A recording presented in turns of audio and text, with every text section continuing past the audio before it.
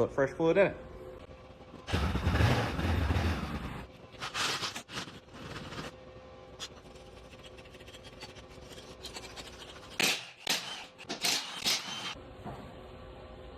Caliper's locked up. Side will barely turn.